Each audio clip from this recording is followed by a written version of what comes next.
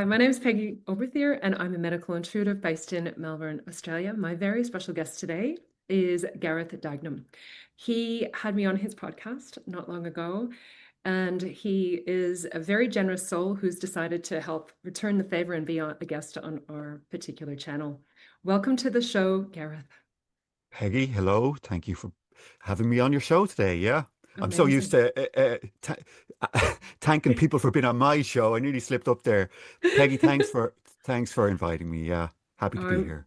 I'm so looking forward to this conversation. I have so many questions, but you know what? I really love to start. How do you actually define what you do? Like, what is your title? If somebody says, "What do you do?" What do you actually say? So, I mean, when people would sort of like maybe sort me, find me on my website or my book or something like that, right? They would kind of see me as a teacher, but I'm not a teacher in the traditional sense of I sit there and lecture. A lot of my work is resonance, is sitting in the field of awakening, in the field of Shakti, and I let the energy do all the work, right? The energy has an intelligence in it. We just spoke briefly before we started recording. I was in Lithuania last week running a retreat, and we did a 7 day silent retreat, no speaking, just sitting in that field of presence, love, truth. That's what I do, and I do talk. Sometimes I run a podcast and I interview people, and yeah. But the main focus of my teaching is silence, is energy, is just knowing your own true being. Yeah, that is brilliant. I absolutely love that. Can I peel back a little bit and go, can you tell us what awakening is? Like, what is the spiritual awakening? And perhaps you might tell us a little bit about your spiritual awakening. Yeah, so spiritual awakening, I thought I was having a spiritual awakening. I started having a lot of paranormal activity going on around 2005. Sorry, about 2010. I got into spirituality, kind of into self-help and all that kind of stuff around 2005. But around 2010, I started having spontaneous out-of-body experiences. And they were really incredible, liberating, knowing that I don't die, I'm not just a physical body. And I thought that was a spiritual awakening, right? Having, these abilities to remote view, to, project my consciousness into other realities and that kind of stuff. But it wasn't until around 2016, I just had a spontaneous awakening where I was in the gym one morning and I just stopped and pondered what I was seeing with my eyes and what I was hearing. And I kind of questioned it. And I kind of made the connection that everything that I was hearing wasn't coming from an external source, that it was actually arising within my consciousness. So the music I was hearing, I was like, that's not actually outside of me. I said, I'm hearing that in my consciousness. And then I looked at the sun coming in through the window and I said that them beams of light, they're not there's nothing external of me. I says that's actually inside of my consciousness. And when I made that statement, there was like a tear or a rip fabric just going, and it was like, have you ever had a lucid dream? Oh, yeah, yeah. I do them all. I So have Lucy. Yeah. Yeah. So it was like a lucid dream, and I had had lots of lucid dreams. Where a lucid dream, just for the listeners and the viewers, if they don't know what a lucid dream is when you're dreaming and something in the dream looks a little bit strange to you, like, and it makes you question, is this a dream? Like something might be floating, and you go, oh, a table doesn't float, and then all of a sudden you have this kind of click that you're actually in a dream. So this was like a lucid dream, but it was like a greater awareness than the limited Garrett personality mind woke up and in that instant looked out through my eyes and knew itself through me. So it was almost like it was the only way at the time I could describe it. It was like God literally realized that he had fallen asleep, dreamt itself into this character, and this character was going around thinking it had a life and an identity and all my money worries. I was running a business at the time. And it was like all this supreme knowledge started flooding in. I knew what I was. I knew I was outside of my this dream world that I was living in. I knew that I had created all of this, right? Everything I was seeing, I created it. I was the walls. I was everything I was seeing. And then I started to look at other people, and it was like both. It was like Garrett's mind was trying to like piece all of what was happening together. So it was like, oh, this greater awareness has just woke up in me and is now looking out through my eyes, knowing what it is, but it's also the same consciousness that has fallen asleep and dreamt itself into all of the other people that I'm looking at. So I was looking at there was a guy down in the corner, young guy, and he was like, I could see him lifting up his top, looking at his abs. And I was like, that's me as well. But I've just woke up in this one, but I'm still asleep in that one, right? That one is still dreaming it's a character, right? So that was the spiritual awakening, and it changed my life. I was never the same. It never closed down. It was like now what I learned was that I had a like what's known as God realization. So my Mm. awakening wasn't self-realization, it was God realization. So there were stages that started to unfold after that awakening, but it was almost like I got a glimpse of the very end goal in that instant. My nervous system couldn't maintain it. So that closed down, that God realization closed down after about maybe 15 minutes, but I was left very different. It was like truth had woken up in me and it knew itself through my form. So it was like what they would call self-realization. I knew what my true nature was permanently after that. Fear disappeared. I was totally different afterwards. Wow. So how do you integrate that into your daily life then? What's the next step? So I really didn't know what happened to me. I had no context, no framework for what happened. I just was like, whoa, what was that? I felt amazing. I woke up the next day. I was like, I'm different. I'm totally different. Something has changed in me. There was like a sense of freedom. Um, it was like the identification with the ego had somehow broken. And it was like, it wasn't that it was gone. The ego was still there, but it was like I was now separate from it. I could just kind of just step back into my own beingness, and it was like spacious. It was awake always. It was never born and it never died, and I just felt totally free. So obviously my mind needed to understand what was happening, so I started researching, and I came across a number of teachers. One of them, a really well-known teacher, was Adyashanti. And he had this beautiful audio book called The End of Your World. And I started listening to him talking. And even though he wasn't describing what happened to me in the gym, the new state that I was experiencing was exactly what he was describing. And I started listening to him, and every day I was listening and driving to work, and it was almost like I was refining my perceptions, getting to know it, living it. And it took time. It didn't just, it kind of uh, sort of unfolded very slowly. I didn't really have a teacher, just sort of, found a couple of these different uh, teachers online, audiobooks, and listened to them and realized that's what I was going through. I was going through a spiritual awakening, self-realization. Wow. So it seems the normal story is that somebody might be meditating on a mountain for 50 years to have that kind of experience. Or, why do you think you that happened to you the way it did? And it can't be very common. Is that correct? It wasn't very common, like 15, 20 years ago, you would need to go to India to find a guru to seek out the truth, the transmission.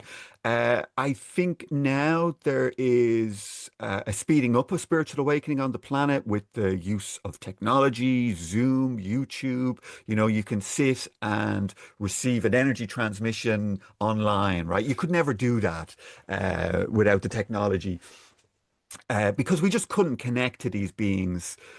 So for me, later on in my awakening, I started to be shown a series of past lives, and I discovered that in my three previous past lives, I had already had awakenings to a certain degree. So I think my soul was ripe for the experience. It was ready, and I think that the universe seen me as useful. I was what you would call a reluctant teacher. I never wanted to be a teacher. I had a business that I was working on for 15 years, and I thought that was my life calling, and it wasn't. So when I started to go through the spiritual awakening, my whole life started to crumble.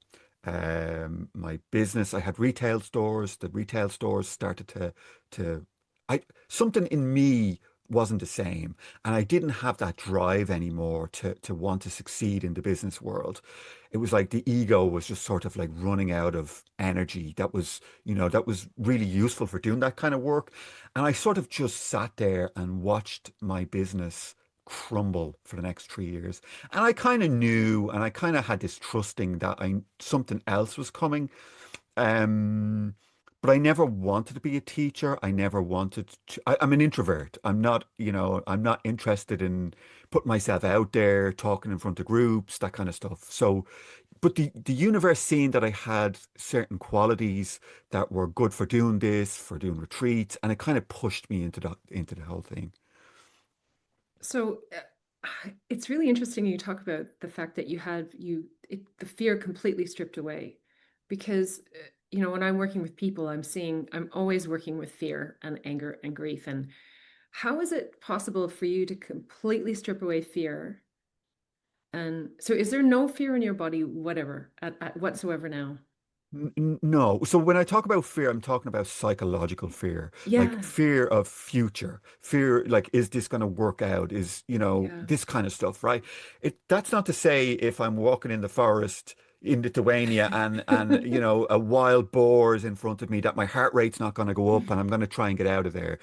No, psychological fear disappeared in an instant. It was like I now from that moment on, I knew what I was, right? I'm an internal being. I never die. My body might die, but what I am lives on, right? And I always n know that, right? It's just the truth. Yeah. So all of that, like, how is this going to work out? Am I going to get this? Is this going to come my way? I don't care about it. I just know that there's a divine plan for me. I just trust in it. And whatever shows up, I'm okay with it, no matter what. And this is part of the frequency that you give off, is this like stillness. And I mean, I can feel it, right? So tell me how you work with clients then. Like, obviously, there is a vibrational frequency, or how would you describe it's the pure still point, is what I'm feeling. It's like this, yeah. But and when you say beings, like what beings are you working with? None, no beings. Okay, okay. No, no beings. Yeah, I guess like when I was going through the awakening or when I was having all this mystical experiences happening, I always noticed that I didn't really have guides. And I was like, well, everybody else is talking about guides and I can't really connect with mine. So let me just come back to the transmission part. So after I went through the spiritual awakening, right? Uh, my dad was going through a really tough time, and he was dealing with depression and anxiety that just sort of just came out of nowhere. And I was like, oh, if I could only teach him what I am experiencing, all of that stuff would just fall away from him. And I would sit there and I would, have these conversations. And I was like, I cannot get through to him with words. So it was something that I put out there into the universe. In meditation, I was like, look, I know that this can benefit so many people, but words don't seem to carry it. Like, so, is there some way that I could like give people an experience of what I'm feeling? And that was something that opened up. I had this sort of mystical experience where I was meditating. I was actually on a retreat in the UK, and I went back to my room one night and I was meditating, and I was like, these energies that I'm feeling, I kind of questioned what are they. And all of a sudden, I felt like champagne bubbles all in my right calf muscle. And I was like, that's weird. It feels like I'm getting a cramp. And I shook it out and I sat back in meditation. And then it came back again. And I was like, what is that? And then this sort of knowing came in. It's like that's the energy. We're condensing it into one body part so you feel it really intensely. I was like, oh, okay. And then I was like, can I send this to people? Can I give people an experience of what I'm feeling? And then all of a sudden it was like the life force just left my body. My head dropped down and I don't know if this is the truth, but it felt like my heart stopped and just everything left my body, right? But yet I was still there. And that's the way I went. Head dropped down and I went, what is happening? Have I had a heart attack? And there was this kind of instinct, like to quickly, like maybe bang my heart and get my heart working, but I didn't. So I just went, okay, whatever's happening needs to happen. And then all of a sudden, what felt like a big hand came in and it started pushing down on my chest, pushing, pushing, pushing. And I was like, I'm dead. This is a heart attack, right? This is the tightness they talk about in the chest. And then all of a sudden the hand took away and it went, now you can transmit your state to other people. And then my head came back up and it felt like my heart came back online. I was like, okay, interesting. And that's sort of how my work started. So when I went home, I told a couple of people and like just maybe one or two people, and they said, okay, let's sit in meditation, and we would sit on Zoom. And it's just started with two or three people. And then week after week, another person would turn up or two people would turn up, and they were feeling it. Like they were going, wow, yeah, I'm actually feeling when I meditate, this is like a deeper experience of my own meditation sitting in your company. So, what do you think's going on? Well, there was a number of things that went on. So while I was going through the spiritual awakening, I started to have this sort of energetic rewiring of my nervous system called a Kundalini awakening, right? So what I what I discovered was the first awakening was an awakening through my perceptions. So how I perceived the world changed. So I went from identifying as being my thought, as being my ego, as being my body, to being awareness, greater awareness woke up through me and knew itself through my form, right? But it was sort of like through the perceptions. And then there was another awakening, which was like a body awakening, where how I feel, how I connect, how I um, embody the awakening through Gareth started to move through my body, right? The Kundalini energy, the Shakti, the feminine aspect started to purify the chakras. It's like there's like this really complex. People talk about the seven chakras. There's another 72,000 minor chakras called nadis that are all around our non-physical energy body. And they all have to be purified as well. So as the Kundalini started to rise through me, all them lower nature kind of qualities, fear, anxiety, lust, greed, they all started to get cleared. They didn't fall away like the fear. the lower nature stuff, they started to be refined as I was going through the awakening, right? So they took more time, but they all started to drop away as well as the Kundalini started to rise. And eventually, the Kundalini got up into the crown, and I had like a full crown awakening, which is kind of like the lotus flower opens up, and it's like you're connected to source, right? Unity Mm. consciousness. And when that happened, that feminine energy in me, my life force, now became like a field of energy that others could tangibly feel when they would sit in my presence. So that's kind of what the work is that I do now. A lot of it is, if it's part of someone's spiritual awakening journey, uh, that energetic transformation will start to happen in them by sitting in the presence with the energy transmissions I do. That's absolutely amazing. It's so powerful.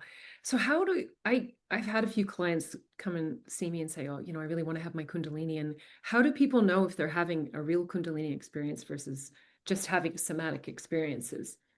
Yeah, so you can, okay, so Kundalini is, okay, I'm just going to give the listeners or the viewers just a kind of an idea of what that Kundalini is, right? So in all Mhm. beings, in all humans, the Kundalini is like a little blue snake about the size of your pinky finger, right? And its tail is in its mouth. So it's closed and it sits at the base of the spine. And that's your life force. That energy is responsible for beating your heart, for making you breathe, growing your hair, everything just to keep you functioning as a human. And it's dormant. It's completely dormant. Most people wouldn't even know they have it. 99.999% of the population, it's dormant. But as people start to raise their quality of consciousness, go through a spiritual awakening, that Kundalini energy can have an arousal. So, and it can happen in many different ways, energy healing, even Reiki sessions. The Reiki can awaken the Kundalini in certain people. And what happens is the arousal of Kundalini is where the snake lets go of its tail and it opens up, right? And it starts to seep energy out into the system. So people might start to feel nice sensations when they meditate. Their head might start moving, figure of eight. So what's going on? And that's the Kundalini energy. It's kind of like seeping its energy out into the system, but it's not yet a full Kundalini awakening. A full Kundalini. So the central channel, the spine, the Sushumna, there's a channel that goes from the base of the spine all the way up into the brain.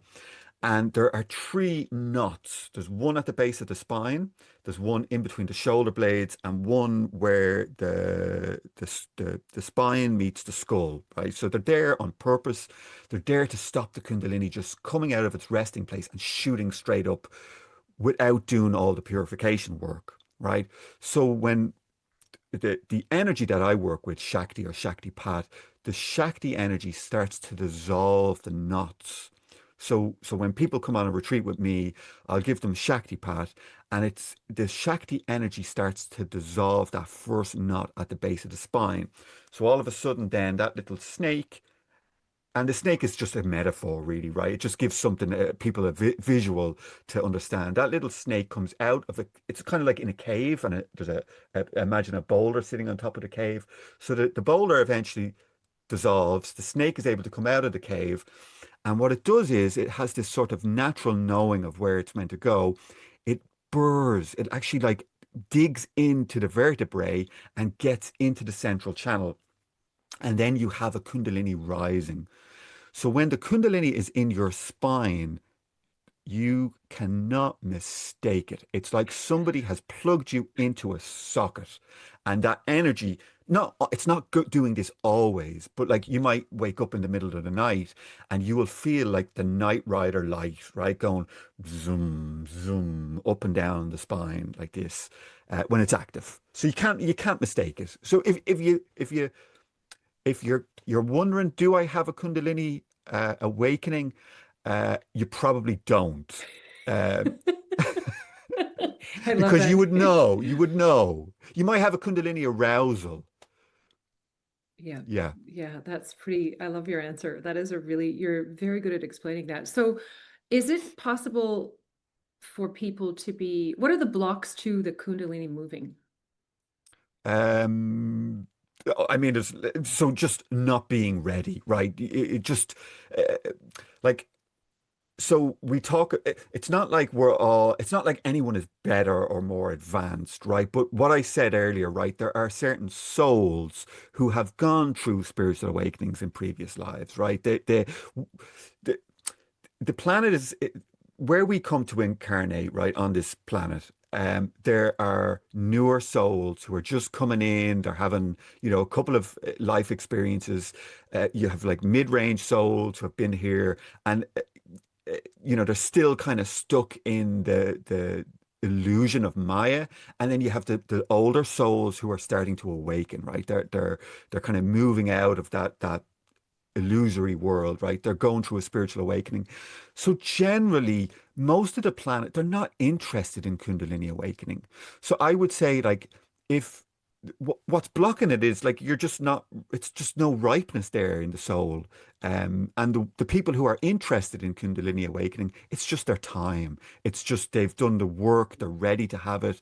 Um, Also, Kundalini can be problematic if it's forced. So if you get someone who's just going, oh, I'm just curious, maybe I want to take, plant medicines, or I want to sit and, try and force my Kundalini awakening, that can be problematic because you just haven't done the work, and the Kundalini it will like bring up all your shit. It really will.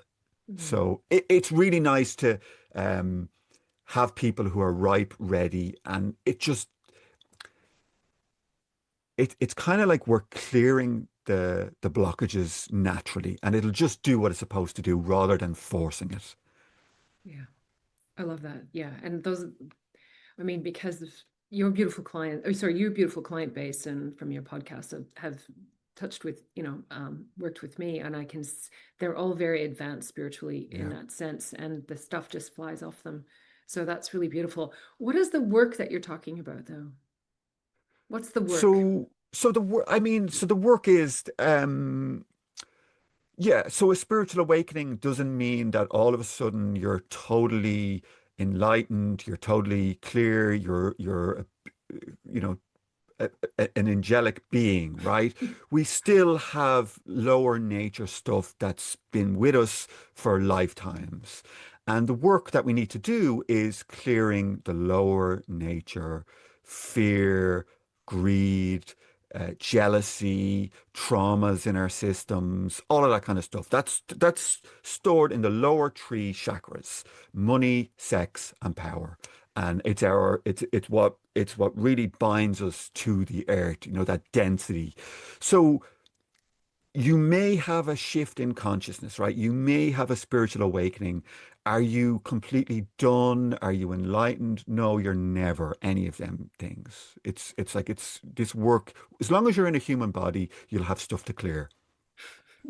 Yes, I love that's exactly what I think too, Gareth. I really love the way because we're constantly being triggered. You know, when you say you're not getting any triggers, well, you've reached pure enlightenment. You know, you're just in this state of bliss, or I think so that's it's that shadow work. I guess some people talk about that work. Is that what you sort of refer to as, Yeah. yeah, releasing some of that lower Yeah. vibrational thoughts?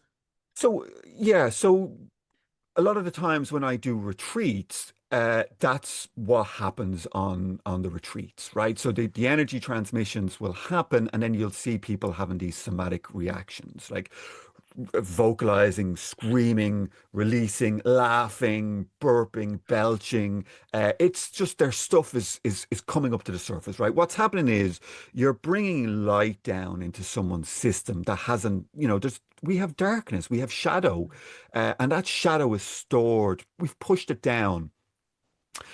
Because usually a lot of the traumas get stored in our systems as children, as adolescents, and we don't have the tools to be able to sort of to process them at that age. So what we do is we go, la la la, I don't want to experience this, so I push it down.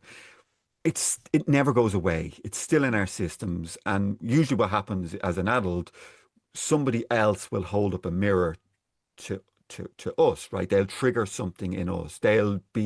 We'll see that as a problem outside of us, but it's not. It's a problem inside of us. And we react or we get triggered. But really, when we start to do the work, it's really nothing to do with the person outside. It's like, okay, this is in me. These are my triggers. This is my unresolved trauma. And that's what we're working on, right? And that's a lifetime. You're going to be working on that for a long time. Yeah. Oh, yeah. It never ends.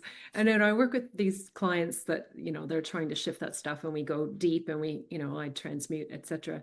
Um, but it's just, it is, you just peeling off layers of the onion and then a new trigger will happen. But what's really beautiful is that I feel like it just happens faster so that Yeah. the trigger will come and you're just through the trigger in about a 30 seconds when you have the awareness, you go, or a minute and a half or 2 minutes, you go, okay, I'm feeling that fear because blah, blah, blah, but this is about me. So that's beautiful that you hold this space. You work in silent meditations. Do you do teaching meditations as well? Oh, sorry, retreats as well?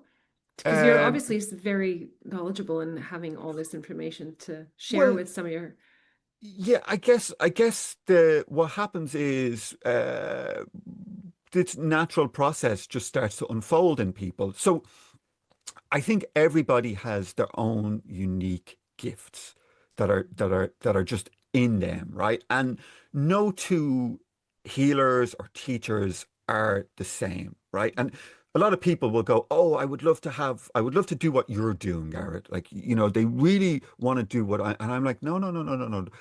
You have your own journey. You have your own unique gifts, right? Maybe it might start off doing something that I'm doing, but it will always change. It's kind of similar to how it was for me. I had no idea I was going to do this. I remember early on, after the way, sitting on the sofa, and this intelligence coming in, and it literally showed me my life, how it was going to unfold. So it told me that my business was going to fall away. It told me the work that I was going to be doing. It told me that I was going to work with the energy in the spine. It told me that, I had to start eating a certain way. It even told me to stop shopping on a well-known platform, online platform. So it was telling me all these things, just sort of like a, it wasn't like a being. It was just sort of these downloads of knowing. So I didn't know. It told me, it said, you are going to work with the energy in the spine. I didn't know what that was at the time. I was thinking, am I going to be a chiropractor?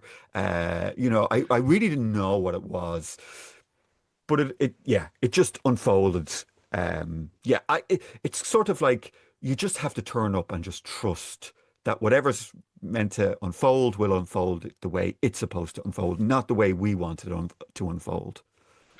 yeah, that's beautiful. So tell me, because some people do get downloads and they have messages, but how do you know it's it's pure source or it's for your highest good? What is your view on that? Because I know, like, I've spoken about entities and like when I tune into people, sometimes they have these lower astral beings telling them stuff, and I'm like, well, that's not from up here. You're getting a message from here, which is it's not quite, direct. What is your Yeah, opinion about that? yeah. So if it turns up in the form of like a being or a voice or giving you directives, I wouldn't trust it. So we have a kind of a higher and a lower mind, the lower mind being our intellect and our ego, and our higher mind being our higher self.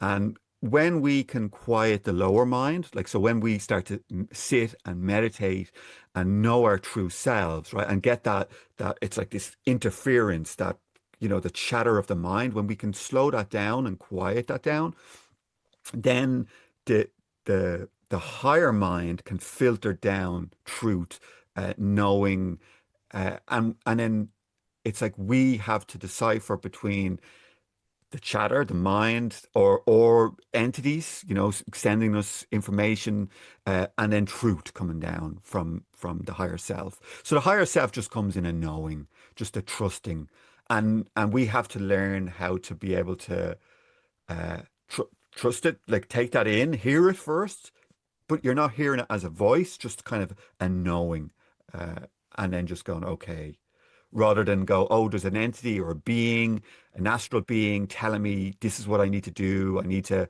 leave, you know, my husband, leave my wife, need to. I've met people where, Mm. you know, they've been told to leave their business and their lives crumble. Where's that information coming from? We just can't, you can't trust the source. Yeah, I completely agree. It's very refreshing, and your explanation is excellent. So I love that because when it, I find it difficult to just get answers directly really quickly from my. I have to sit in a really quietening the mind. I have to just, it takes me about 30 minutes to get into the space before I can ask a question where I trust the answer when I know it's a knowing, a Yep. true knowing for me. I can get knowings for other people, but for me, it's like, it's that it's a real stillness that you have to be in, and it takes a while. Yeah, it's always harder to do it for ourselves than for other people. And I think it's because we tend not to trust ourselves for us. It's like, oh, is that really right? But you know, we can do it for other people much easier. It's like, oh, there's the message, and you can give it really quick. Yeah.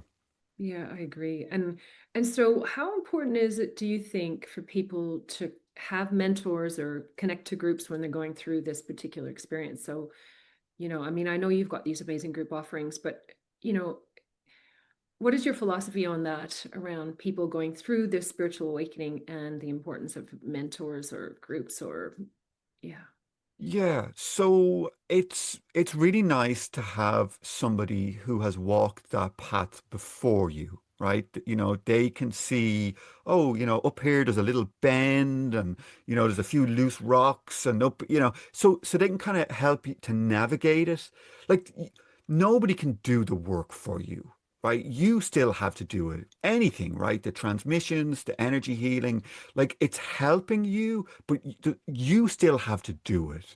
But it is nice to have someone who can kind of guide you and say, okay, you know, it's like I took up running a couple of years, a few years ago, and my dad was an elite marathon runner all his life. And, you know, it was really nice to have him to pick up the phone and say, oh, you know, this is happening or that's happening. And he'd say, look, Garrett, you need to take a day off here and a day off here because he knew it like the back of his hand. So spiritual awakening, it's nice to have someone that you can, you know, have a resonance with, and kind of trust them, right? It's like, well, but not trusting what they're saying. It's like again, we're dropping into our hearts and having like feeling that being, right? Is there truth? Is that person emanating truth, or is it just blah blah blah blah blah? Because there's an awful lot of blah. Like we just have to go onto YouTube now, and there's thousands of videos, people telling you about spiritual awakening and Kundalini and all this stuff. But really, you need to be like dropping into your heart space and like having that resonance with the being. You know, is this person emanating truth? Is that what I'm feeling? Yeah, I 100% agree with that. And and I think there's a lot of people, and I can feel this from you, there's this incredible humility that, it's really coming from your heart space. And I can actually feel your vibration, which is like this, well, it's very still, but I've had goosebumps a lot when you're talking as well, Gareth. But it's this, it comes from this beautiful pure heart space is when I hear you talking about your experiences and you're, wanting to help people. And I think that there's a lot of people that this can get a bit skewed, when you go, well, I'm going to make all this money or I'm going to do this or that. It's kind of like, what's your motivation and how, is your transmission on this particular YouTube channel is about getting as many followers, or is it just about the message? So that's what I see, and that's why I'm so drawn to a lot of your work is that it's just like there's just an honesty and a purity in the transmission. Yeah. So again, I said earlier, I was a reluctant teacher or healer. I didn't want to do this. And funny enough, even early on, there was another individual who was creating these guided meditations. And he would make them. They were really amazing. And he had a little WhatsApp group, and he would say, "Okay, I'm gonna upload the WhatsApp meditation on Tuesday night at 9 o'clock, and he would leave this little space, and then Gareth will do the transmission, and I kind of sit at home. And I'd be like sending the energy in, not really knowing what I was doing. And people were like, "Oh my God, this is great." And the guided meditation was great. And then he just kind of lost interest in it. He was like, "Yeah, I don't want to do it anymore." And all of a sudden, there was a Telegram or a WhatsApp group, and people were like, "Well, we still want to meditate. We still want to." And that's kind of how the Zoom meditation started. It was like, oh, we'll come and we'll sit with the transmission in silence, and that's how it all happened. And then, after a month or two, people were like, "Gareth, can I do a one-to-one session with you?" And my business was closing at the time, and I was like, "Okay, I can see what's happening. It's like I'm the old part of my life has fallen away, and this seems to be what." I'm being pushed into. And I did everything for the first 2 years by donation. So I just kind of put up on my website, and people asked me to put up a website, and I did it by donation. So I would do a session with someone, and if you got something from it, you could make a donation. If not, it was totally fine. And I did that for 2 years. That's pure trust, isn't it? That's Yeah, amazing. I just trusted. I trusted, and I mean, I was like, it was difficult. I couldn't even pay my mortgage. I could pay my mortgage. It always worked out. But like, my human mind would have been freaking out. How am I going to pay the bills this month? Living off people's donations to meditate with me. The rational mind, that's insane, right? Yeah, exactly. So what's your favorite part of the work? Um, I really love being on retreats with groups of people. I just love it. I really do. I mean, I love all of it. I do one-to-ones. So I mean, it kind of it really grew and grew and got really crazy. And the one-to-ones, like a lot of people, they'll stop the one-to-ones when they get too busy. And I feel that I can't do that because when I'm mentoring people, um, they're going through a spiritual awakening and they need to have that connection with me and they need to. So I kind of do about 10 one-to-one sessions. And I really like that. I really like, having that connection with someone, seeing them maybe once every 2 weeks, checking in, doing the transmissions. And I love the what I just said, the retreats. I really love being with a group of people for a week, sitting in them energies. Yeah, that's I love it. It's funny. I'm not really into like mind table tennis with people. So I don't do a lot of, I don't lecture, I don't tell people this is how they have to be or, preach spirituality to people. I just say, come, sit in the energy. If you feel it, great. Yeah, the right people turn up and I just Yeah, trust it. I can imagine. I can imagine. And I've met some of your beautiful clients through, yeah, they're just amazing. How do you protect your energy when you're sitting in that space with all these energies? What happens to your nervous system? And you spoke a bit about food and stuff like this. So talk me through your, holding that vessel of yours. Okay, so I don't do anything. Early on, I did. So when I started doing the work first, I was, working with certain people and they would have a release. And it was like as if we were plugged in, a cable with two computers. And the corrupt files were coming back up the cable into me and I was feeling terrible. Mm, Sometimes I would sit with someone online and then I would have to go off and get a healing from someone to help shift whatever had come up. After a while, I just kept seeing myself becoming brighter and brighter, and nothing could come back up. It was like the flow was so strong that nothing could come back upstream. And I mean, it's been like that for probably 4 years now. So for me, I don't. I mean, I on retreat, I'll see. I'm not really into the whole giving people's minds something, so I never really talk about like entities or anything like that. I just say, yeah. oh, it's just energy moving through your systems, just releasing. But for me, nothing ever comes back to me.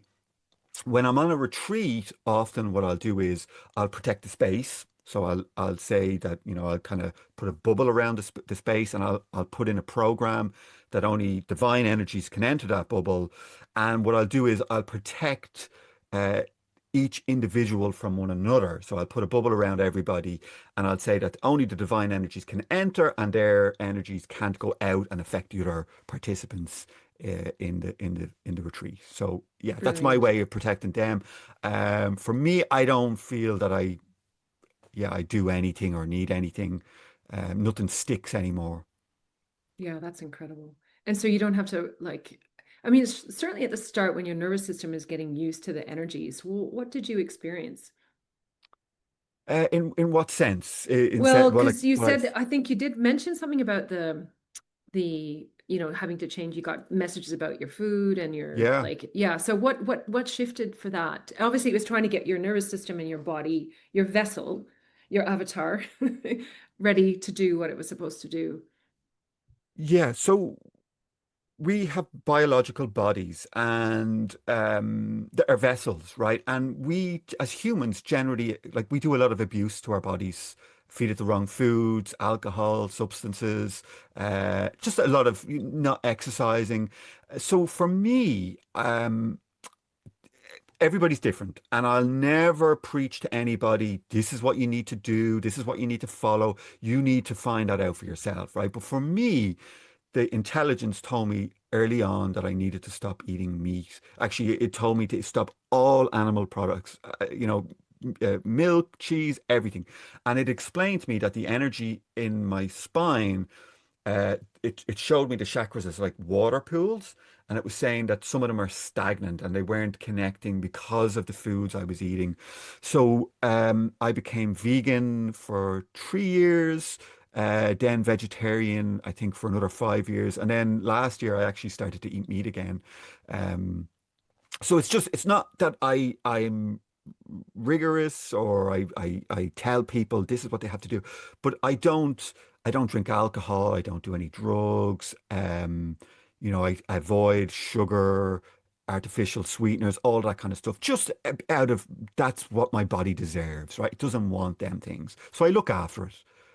Yeah, I think it's really important, and that I just the reason I ask you is I have a lot of clients and sort of and a lot of people that watch the show. They're in the medical intuitive mentorship group, and everybody's always worried about what am I supposed to eat? How am I supposed to exercise? How am I supposed to like to be able to hold the frequencies, to be able to do the work, and just be have as much energy as you can for the work that you're doing. So, and I love the way you said that it's really individual because it is really individual. For some people, they have to do it one way, and other people have to do it another way. And then the thing is you've just got to find it, whatever's for Yeah. yourself. Yeah. And there's always exceptions. There was a teacher I worked with who didn't look after his body, who would drink alcohol and just, so, there's always exceptions, always.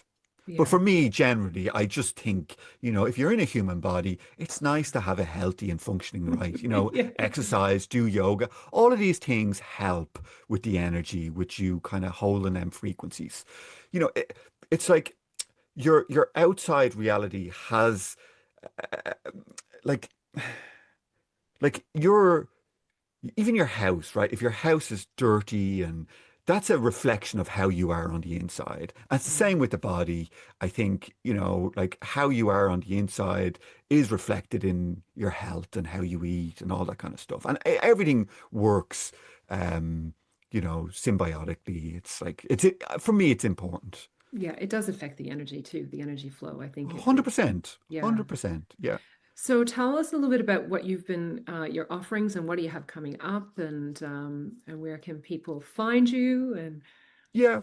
So for the last, I think it's now maybe been 7 years, every Tuesday and Friday, I do like a Zoom group that's open to everybody. It's free. I mean, people can pay a donation, but it's free. You can come, just join my Zoom. That's on my website.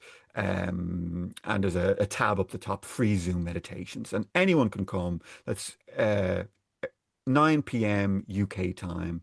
And then I live stream that at the same time onto my YouTube channel.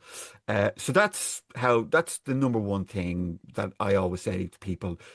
You don't have to work with me. You don't have to do a one-to-one session with me. You don't have to come on a retreat. You can connect wherever you are in the world for nothing. Just sit, meditate with my videos, and that can be enough sometimes to help you shift limiting beliefs. Some people have Kundalini awakenings just watching the videos on my YouTube channel. Some of them are like 5 and 6 years old, and people will go, "Wow, I can feel tingling at the base of my spine from a video that's 6 years old."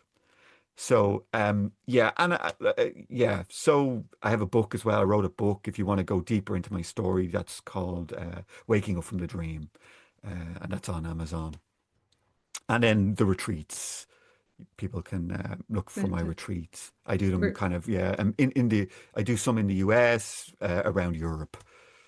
fantastic. Well, I just think the work that you're doing is incredible because the clients that I've had from the podcast, me being on your podcast, are just a completely different level of you know, spiritual awakening or awareness, or the heart space is cracked open. So all of those meditations that they've done with you for all that time has put them in this particular frequency. And I've just been I was absolutely blown away by the nature of the work that they're doing with you. Yeah, they're amazing. I mean, they're like, yeah, I'm so lucky. Even on the retreats, I noticed that like the best, just the most incredible people turn up to the retreats. All of them, every single retreat I do, it's very rare I get someone, who doesn't fit the retreat. Very, very rare. Most of the people who turn up are ready, they're ripe, they're willing to do the work, they feel energy, and most of them are all going through their own spiritual awakening. Incredible. Is there any other words of wisdom or advice you'd like to give people on this path? So yeah, I mean, keep going within, right? It's all about finding your true self, what you are. Not, it's like a lot of people want to find it in like their their role in the outside world, right? I would say you need to start with knowing yourself, right? Truth, really awareness, becoming aware of itself through your human, right? So that's the most important thing for people. And then from there, you knowing what you are, your true self, then everything starts to open up. Your gifts start to open up. Your true path opens up in life. Your gifts come in. But it's always important to be grounded in truth, in awareness, in your own beingness. And that you have to connect, you have to meditate, you have to do the work. Yeah, it's not going to happen overnight. It's not going to be just an instant bing and you're enlightened. It's a lifetime of work, and it's very rewarding. It is. It's so rewarding. It's been so rewarding to speak to you and listen to your words of wisdom and all this incredible advice you've been able to give our listeners. So I'm very, very grateful for your precious time. And I look forward to connecting with you many more times, Gareth. Peggy, thank you so much. It's been a pleasure to be here with you today. Appreciate it. Thank you.